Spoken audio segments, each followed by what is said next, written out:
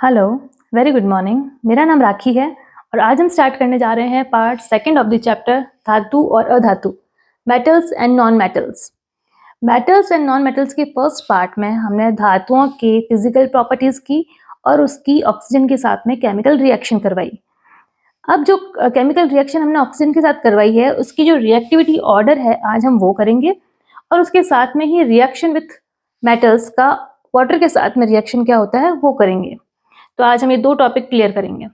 First part में हमने metals की जो भी फिजिकल प्रॉपर्टीज है, मेटेलिक लस्टर हो या मेटेलिक हार्डनेस हो या metallic melting point, metallic boiling point हो या मेटेलिक सोनोरिटी हो या मिलिएबिलिटी हो, ये सब हमने इलेक्ट्रिकल कंडक्टिविटी हो या फिर उसकी कंडक्टिविटी विथ हीट हो, तो ये सारे हमने टॉपिक क्लियर किए थे। तो आज सेकेंड टॉपिक स्टार्ट करते हैं।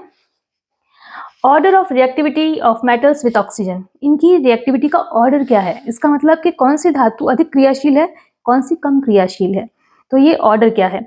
अलग अलग धातुओं में अलग अलग गुण पाए जाते हैं कि कोई धातु ऐसी होती है जो इससे क्रिया कर सकती है, लेकिन कोई धातु ऐसी है जो इसकी तरफ देखती भी नहीं, कोई क्रिया करता भी नहीं, कोई क्रिया कर लेता है। तो इस तरीके से अलग अलग धातुएं हैं, जैसे कि सोडियम और पोटेशियम है। सोडियम और पोटेशियम ऐसी धातुएं हैं जो वायु में खुला छोड़ने पर ज्वलनशील हो जाती है, बहुत ही हाईली वोलेटाइल हो जाती है और बहुत ही तुरंत जलने लग जाती है। तो इनको केरोसिन के अंदर प्रिजर्व करके रखा जाता है, केरोसिन में डुबो कर रखा जाता है। यहाँ पर यह प्रश्न उठ सकता है, केरोसिन में ही क्यों इसे डुबा के रखते हैं, जल में क्यों नहीं? क्योंकि जल भी तो आग लगने से रोक सकता है, तो जल में क्यों नहीं? तो ये टॉपिक भी हम आगे करेंगे क्लियर इसको, ठीक है।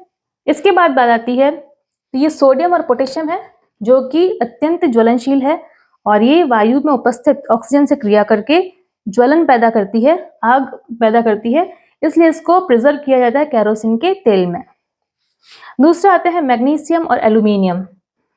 तो मैग्नीशियम और एल्यूमिनियम के ऑक्साइड जो होते हैं, वैसे एल्यूमिनियम जो होता है वायु में उपस्थित ऑक्सीजन से क्रिया करके एक पतली सी परत अपने ऊपर एल्यूमिनियम ऑक्साइड की बना लेता है। लेकिन हम क्या करते हैं, एनोडाइजिंग क्या होता है, एनोडीकरण। इस क्रिया में क्या होता है कि विद्युत अपघट्य तैयार किया जाता है जिसमें एनोड का काम करता है एल्यूमिनियम एनोड लेते हैं और साथ में होता है तनु सल्फ्यूरिक एसिड। जब उसका विद्युत अपघट्य कराया जाता है तो एनोड के ऊपर ऑक्सीजन एकत्रित होती है, ये ऑक्सीजन एल्यूमिनियम से क्रिया करके एल्यूमिनियम ऑक्साइड बनाती है और एक मोटी सी एल्यूमिनियम ऑक्साइड की लेयर एल्यूमिनियम के बर्तन के ऊपर चढ़ जाती है, जो कि आगे फर्दर इसको ऑक्सीडेशन होने से बचाती है। तो वो कहलाता है एनोडाइजिंग, एनोडीकरण। देखें, मोटी ऑक्साइड की परत बनाई जाती है जिसे कहते हैं एनोडाइजिंग। गर्म करने पर ऑक्सीडाइज हो जाता है, ये एल्यूमिनियम को गर्म करने पर ये ऑक्सीडाइज हो जाता है। जिंक में क्या है, इसका दहन अत्यधिक गर्म करने पे होता है। ऐसा नॉर्मली ये ऑक्सीडाइज नहीं होता है जिंक, लेकिन इसको जब बहुत अत्यधिक गर्म किया जाता है तब ये ऑक्सीडाइज हो जाता है। फिर है आयरन, Fe का क्या है, गर्म करने पर दहन नहीं होता, मतलब गर्म करेंगे तो इस पर कोई फर्क नहीं पड़ेगा। अगर लोहे की रॉड है या लोहे के ब्लॉक्स हैं, इनको जब गर्म करेंगे तो कोई फर्क नहीं पड़ेगा, लेकिन Fe फीलिंग्स जो होती है, आयरन फीलिंग्स, इसका जो चूर्ण होता है उसको अगर बर्नर पे डाल के गर्म किया जाए तो वो ऑक्सीडाइज हो जाता है। गर्म करने पर दहन नहीं होता, लेकिन जब बर्नर की ज्वाला में लोह चूर्ण को डालते हैं तब वह जलने लगता है। इसके बाद बात आती है कॉपर। कॉपर क्या होता है, कॉपर गर्म करने पर दहन नहीं होता। कॉपर दहन नहीं होता, जबकि कॉपर ऑक्साइड जो एक फफोलेदार तांबा बोलते हैं उसको बोलते हैं ब्लिस्टर कॉपर। ब्लिस्टर कॉपर जो होता है फफोलेदार तांबा, वो क्या करता है, कॉपर सेकेंड ऑक्साइड का निर्माण करता है और वो जलने लगता है। कॉपर नहीं जलेगा, लेकिन कॉपर सेकेंड ऑक्साइड जो है ये जलने लगता है और काले रंग की परत उस कॉपर के ऊपर आ जाती है। इसके बाद बात करते हैं सिल्वर और गोल्ड की, Ag silver and Au gold. तो ये अत्यधिक ताप पर भी ऑक्सीजन से क्रिया नहीं करते। ये स्पेशल क्यों है, ये इसीलिए स्पेशल है क्योंकि ये नॉर्मली किसी से क्रिया नहीं करते। और इस तरीके से ऑर्डर ऑफ रिएक्टिविटी के अकॉर्डिंग सोडियम सबसे अधिक क्रियाशील है, then magnesium, then zinc, then iron, then copper, then last one silver. तो इस अकॉर्डिंग अगर इन एलिमेंट्स को दिया जा रहा है हमारे पास कि इसकी रिएक्टिविटी के आधार पर आप सीरीज बनाओ, तो ये सीरीज बनती है इनकी। ठीक है, तो आज हमने ये पूरा किया है order of reactivity of metals with oxygen. जब हम जला रहे हैं, इसको ऑक्सीजन से क्रिया करवा रहे हैं, ऑक्सीडाइज हो रहा है, तो उस अकॉर्डिंग इसकी रिएक्टिविटी ये शो हो रही है। तो ये मोस्टली बहुत बार पूछा जाता है कि ऑर्डर ऑफ रिएक्टिविटी आप लिख कर बताएं, और हम हर एक टॉपिक पर इसको क्लियर कर रहे हैं कि सोडियम पोटेशियम के खुला रखने पे क्या हो रहा है, एल्यूमिनियम पे जो हो रहा है एनोडाइजिंग हो रहा है, जिंक जो है अत्यधिक तेज गर्म करने पे ऑक्सीडाइज हो रहा है, जो आयरन जो है वो गर्म करने पे नहीं, लेकिन उसकी जो फिलिंग जो है वो उसकी चूर्ण है वो बर्नर पर डालने से वो ऑक्सीडाइज हो रही है, वो जल रही है। कॉपर नॉर्मली नहीं होता, बट कॉपर का जो सेकंड फॉर्म ऑक्साइड है वो फफोलेदार तांबा जो है वो क्या है, ब्लिस्टर कॉपर है, वो जलता है और ब्लैक रंग की परत बना देता है कॉपर के ऊपर। सिल्वर और गोल्ड ऑक्सीडाइज ये ऑक्सीजन से क्रिया नहीं करते, जलने पर भी, अत्यधिक तेज जलने पर भी ऑक्सीजन से क्रिया नहीं करते। ये इसकी order of reactivity. Next topic आता है हमारे पास reaction of metals with water. तो मेटल्स की क्रिया करवाई जा रही है जल से। मेटल्स वाटर से क्रिया करके मेटेलिक ऑक्साइड्स का निर्माण करते हैं और हाइड्रोजन गैस रिलीज करते हैं। ये जो मेटेलिक ऑक्साइड है, कौन सा, मेटल और वाटर रिएक्शन करके मेटेलिक ऑक्साइड बना रहे हैं। ये मेटेलिक ऑक्साइड जो है अगेन वाटर से क्रिया कर रहा है और मेटल हाइड्रोक्साइड का निर्माण कर रहा है। देखें इसको, मेटल प्लस वाटर, धातु और जल मिलकर धातु ऑक्साइड और हाइड्रोजन गैस बना रहे हैं। ये धातु ऑक्साइड पुनः जल से क्रिया करके धातु हाइड्रोक्साइड बना रहे हैं। यही वाला धातु ऑक्साइड यहाँ पे वापस यूज हो रहा है। धातु ऑक्साइड जल से क्रिया करके धातु हाइड्रोक्साइड का निर्माण कर रहे हैं। तो सारे के सारे जो मेटल्स होते हैं ये रिएक्शन शो नहीं करते हैं, इनकी भी रिएक्टिविटी के आधार पर है। जो हाईली रिएक्टिव है जैसे सोडियम है, मैग्नीशियम है, जिंक है, ये जो हाईली रिएक्टिव है वो ये वाली रिएक्शन शो करते हैं। जो कम रिएक्टिव है, सिल्वर, गोल्ड, तो वो जो है ये वाली रिएक्शन शो नहीं करते। तो रिएक्टिविटी के आधार पर ये है। कुछ एग्जांपल्स हैं जिसमें जो है ये मेटल्स वाटर से रिएक्शन कर रहे हैं, तो कुछ एग्जांपल देख लेते हैं। जैसे कि पोटेशियम है, सोडियम पोटेशियम तो हम देख ही रहे हैं कि जिसको हम खुला छोड़ने पर भी ये जलने लग रहे हैं। अगर ये इनको पानी से क्रिया कराई जाए, वाटर से क्रिया रिएक्शन करवाई जाए, पोटेशियम प्लस H2O, वाटर कौन सा है, कोल्ड, बिल्कुल कोल्ड वाटर है ये। तो potassium with cold water reaction करके पोटेशियम हाइड्रोक्साइड बना रहा है और हाइड्रोजन गैस बना रहा है प्लस हीट बना रहा है।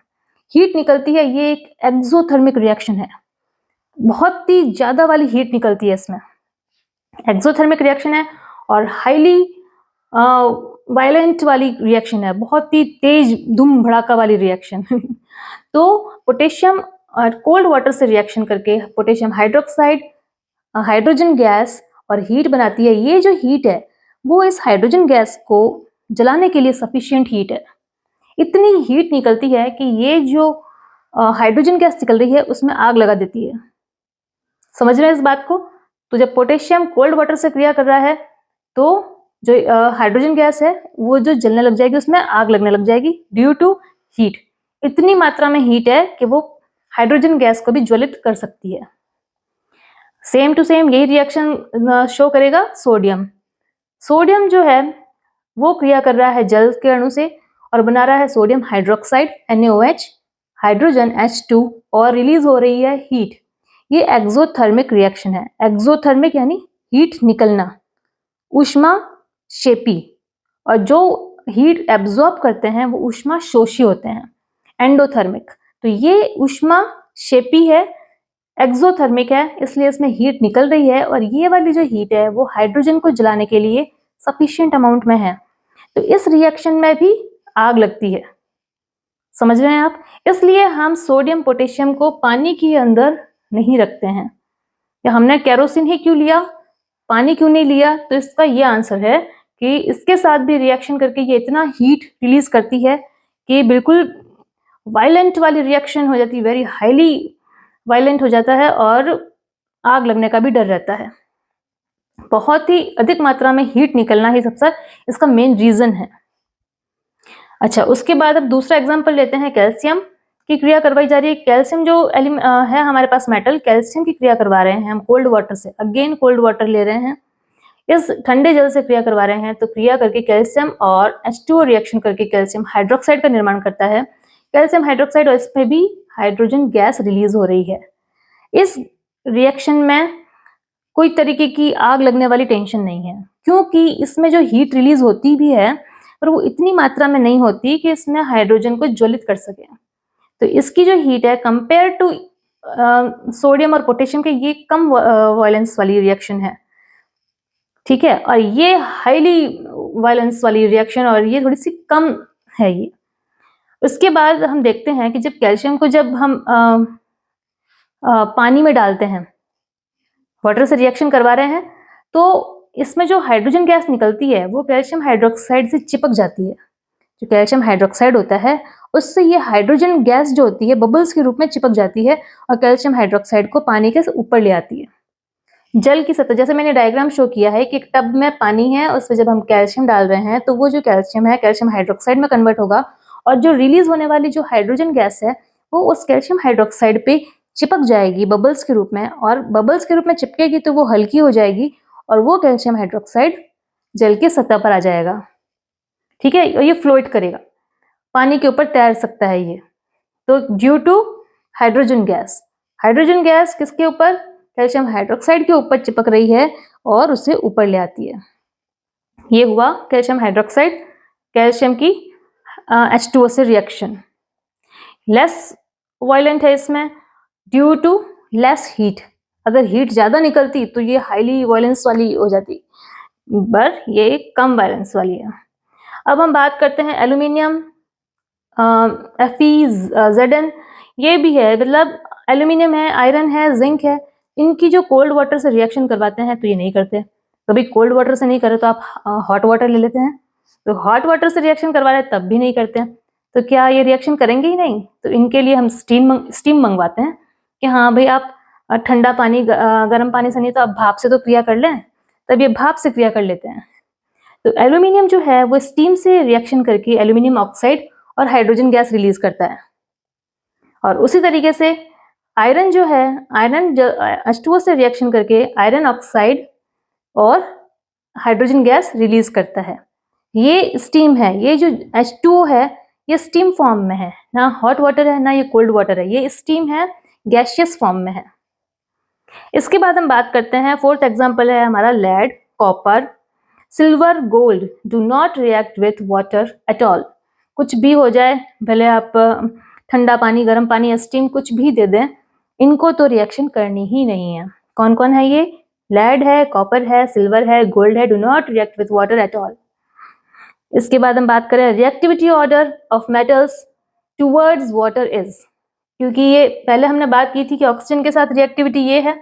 इसके बाद हम बात करें जब हम मेटल्स की रिएक्शन करवा रहे हैं वाटर के साथ में, तो इसकी रिएक्टिविटी ऑर्डर क्या है? सबसे हाईली रिएक्टिव पोटेशियम, सोडियम सबसे हाईली रिएक्टिव है। इस तरफ वाले जो हैं, क्योंकि ये है सबसे ग्रेटर, वहां पीछे जाते जाते सबसे लोअर, वो कम रिएक्टिव है। तो पोटेशियम सबसे हाईली रिएक्टिव है, सोडियम है, उसके बाद calcium, magnesium, aluminium, iron, lead, copper, silver, then gold. Silver and gold ये तो हमें याद ऐसे ही रखना है कि सिल्वर और गोल्ड तो ऐसी धातुएं हैं जो बहुत ही कम रिएक्शन करती हैं, ठीक है। तो इसके बाद हम बात करेंगे थर्ड पार्ट में, reaction of metals with acid, कि भाई हमने ऑक्सीजन के साथ जला के देख लिया, हमने वाटर के साथ रिएक्शन करवा लिया, अब एसिड बच रहा है तो हम एसिड से भी रिएक्शन करवा लेंगे। तो पार्ट 3 में हम मेटल्स की एसिड के साथ रिएक्शन करवाएंगे।